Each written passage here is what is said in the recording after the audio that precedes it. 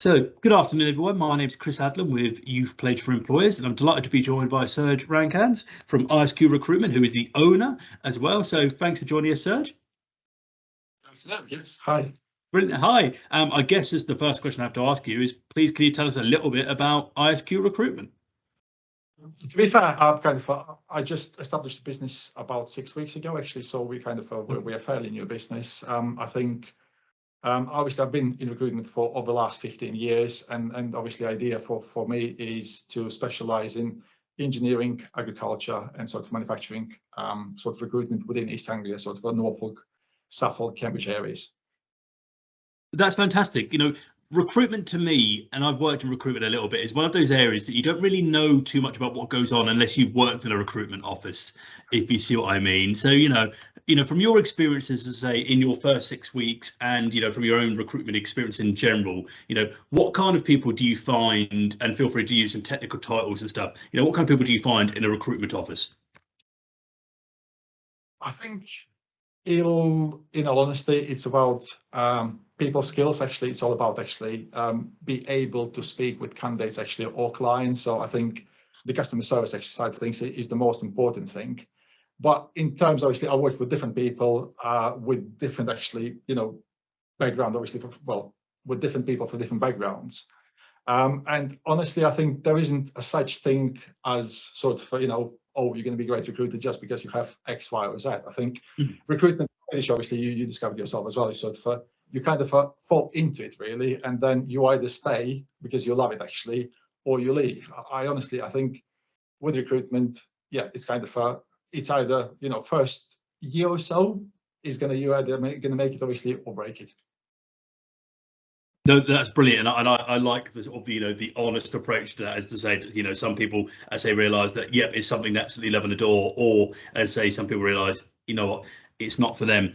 Just to give people who maybe don't know that much about recruitment an idea about the process. So let's imagine you've got a client who comes to you and says, "Okay, I need you to find me an engineer in this profession." Sort of how does the recruitment process work?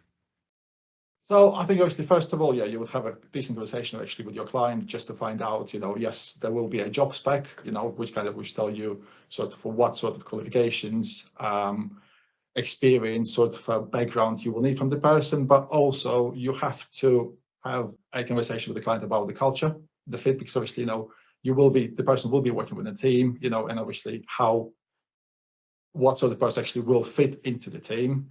And obviously, then from there, you either use your own database or you go out to your whatever social media channels, like obviously LinkedIn, Facebook, Indeed. So normal process, you would put an advert out,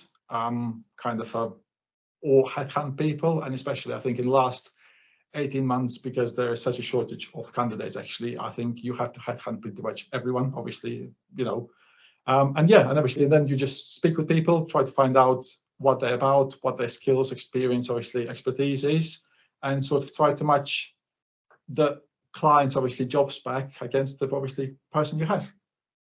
No, that's brilliant, and you give a really sort of nice, clear breakdown there of the process, and sort of it sounds like, I say, you need to be, as you say, sort of quite a good people person. Need to be able to understand and communicate effectively. And I know you said that there isn't a skill set to be a typical recruiter or be good at recruitment, but and you as someone who, as I say, who's in a business that's quite new, if you had some recruitment positions you were recruiting for, are there any sort of particular skills or something on a CV or something that you would be looking for and you think, okay, this person would be good to work for me?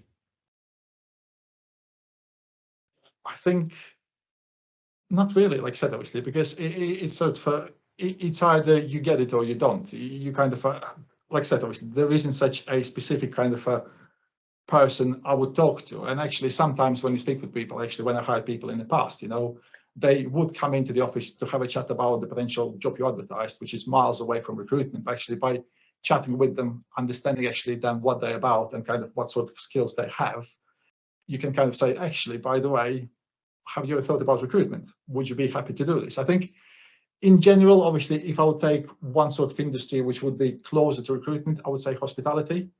because you would be sort of dealing with plenty of people, you would be dealing with stressful situations kind of, and you have to sort of always manage to stay professional, calm, and obviously, and sort of, and make sure that customers receive the best possible service. No, that's brilliant. And I think actually comparing recruitment to say like, like a very busy restaurant on a Saturday night or something is actually quite a reasonable comparison.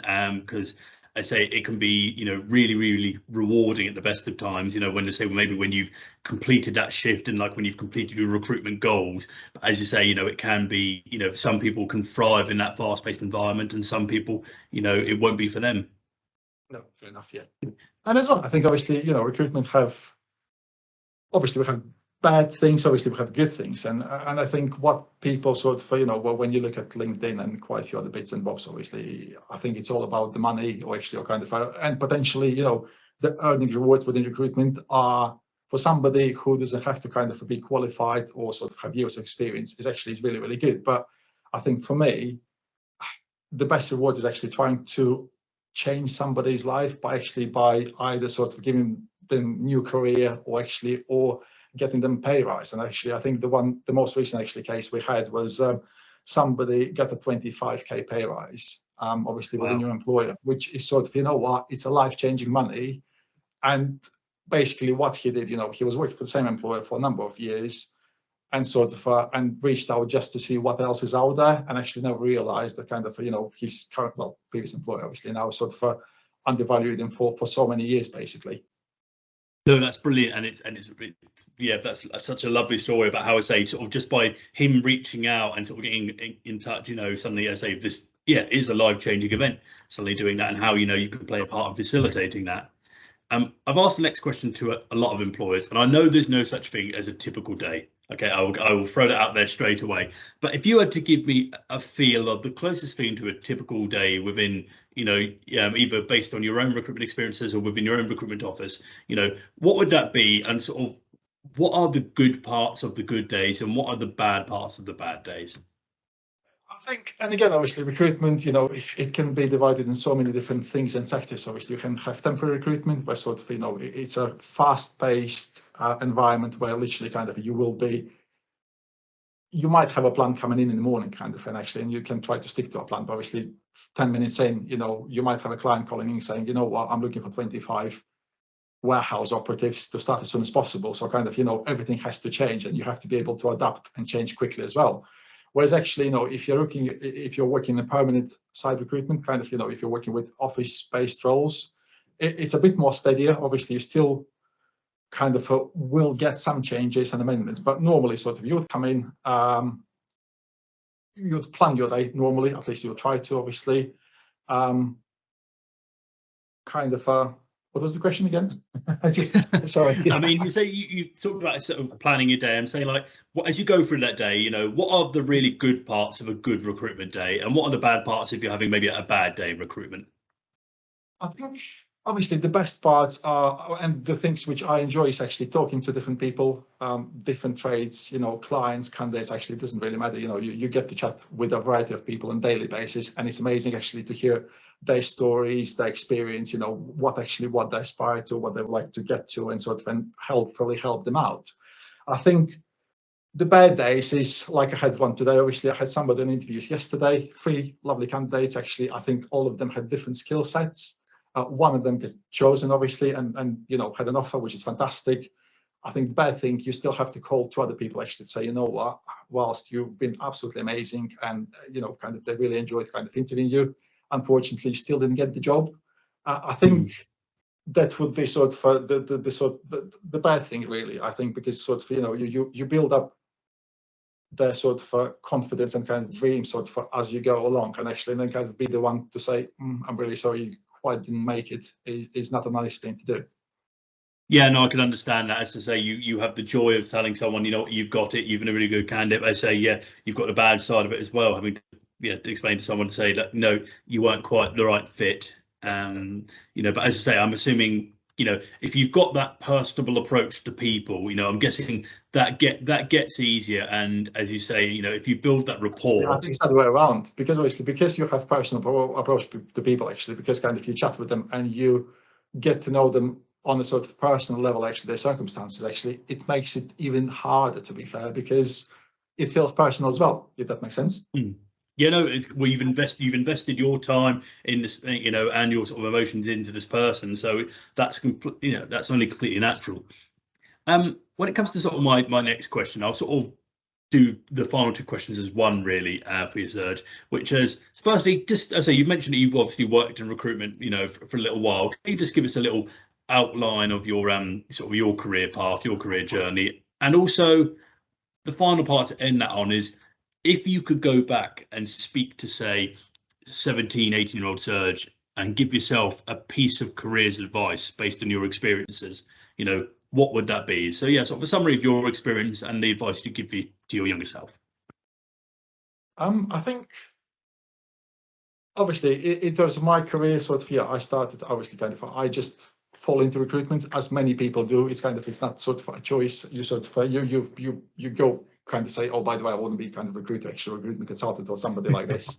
It's kind of, I fell into it because I like the fast-paced environment. Obviously, I had office roles in the past, and sort of 9 to 5, where everything is planned, obviously it doesn't work for me. What I loved about recruitment is sort of, it's fast-paced, it's constantly under the pressure.